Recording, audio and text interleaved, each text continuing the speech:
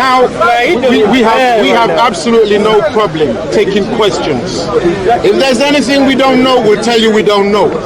But what we know is sufficient for 5 lifetimes for you. It's sufficient for 5 lifetimes for you. That's why the elders can't come to me. They won't. They're running. Despite all of that, all of the evil that we see on the world, we don't want to accept that it is such a place. We don't want to accept that, look, Satan, the devil himself, is in control of the earth. Nobody wants to accept that. Even Hebrew Israelites, just to put it out there, even Hebrew Israelites don't want to. It's hard. So we see when Christ came, he let us know that, my kingdom is not of this world. In the absence of light ruling on the earth, darkness is going to rule. Darkness will rule. Darkness will rule. So we heard of Satan. It says that Satan can turn himself into the angel of light. Satan can transform himself into an angel of light. But Satan did something. He said, boy, you know what? I've got to get my game on. I've got to get my game on, because they're going to put me out. They're going to put the darkness out. We're going to put the darkness out. Satan is the prince of darkness. All right? The prince means, the one who wants to be ruler later. So we have Satan transforming himself into what we should be. We are commanded to be the light unto the Gentiles. If you follow the words of our Creator, you would know that, boy, you and I are prisoners in a huge prison complex.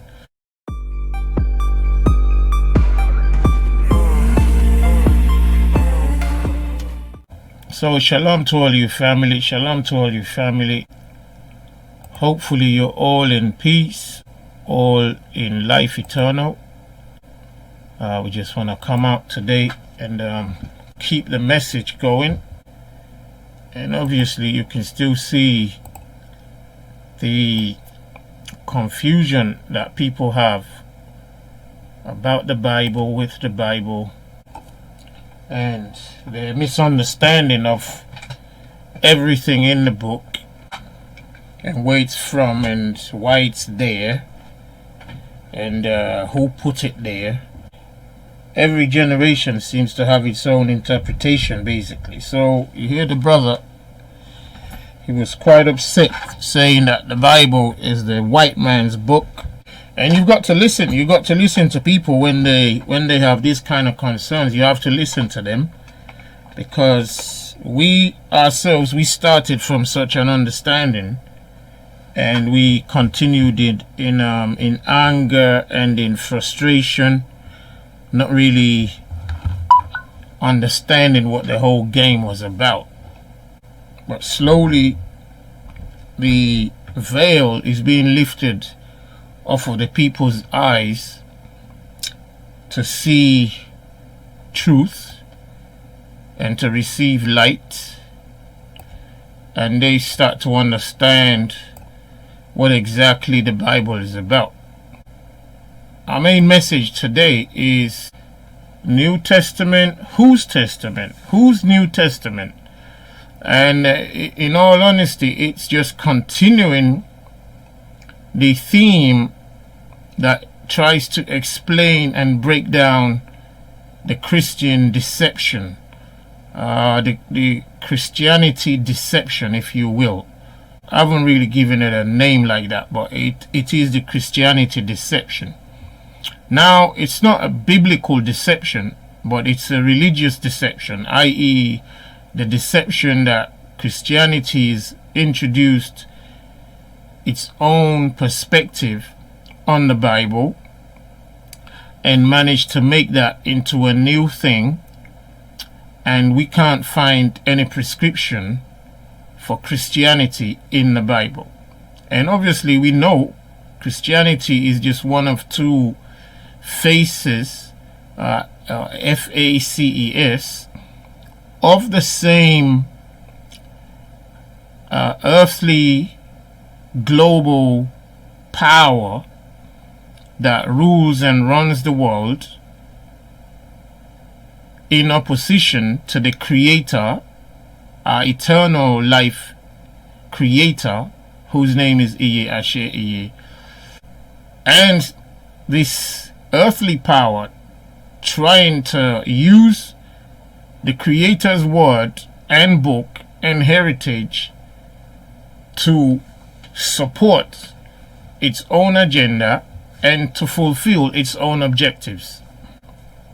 So that's where we come in, family. It's nothing new in terms of like what we've been talking about, but like I said, the reason why we keep coming back is because we really want to engage with people who may not know much about these topics, and they have no understanding of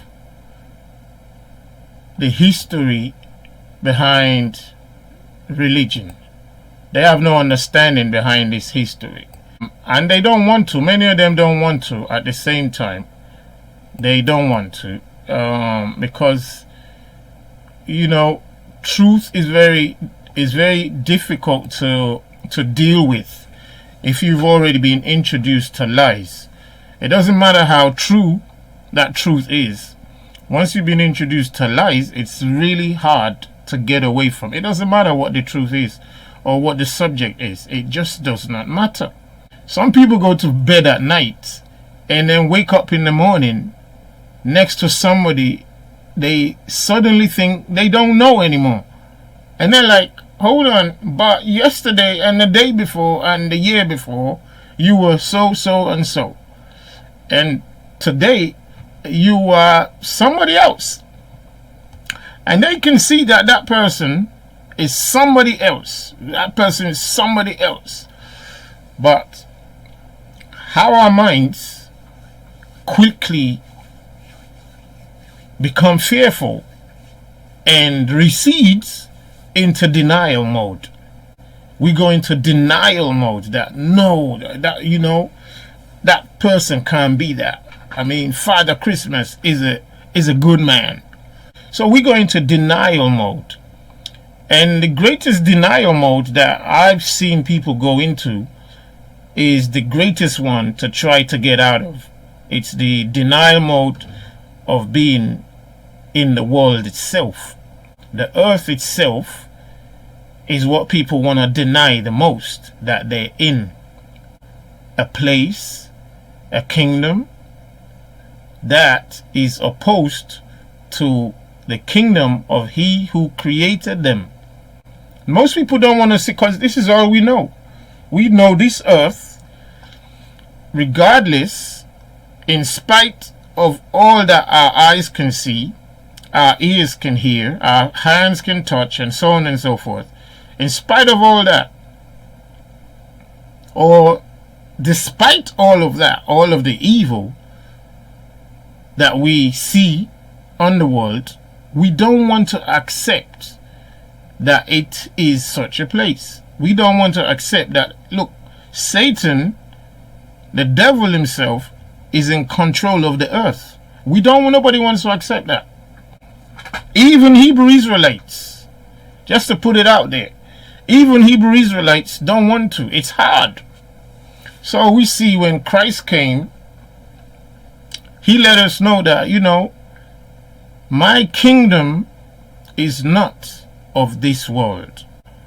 Just to let people know who might say, you know, Brother Ty, you're reaching with that one. Oh, no, come on, Brother Ty, you know, the world, the earth is a good place. It's just the people in there that are bad. Well, if you follow the words of our Creator, you would know that, boy, you and I are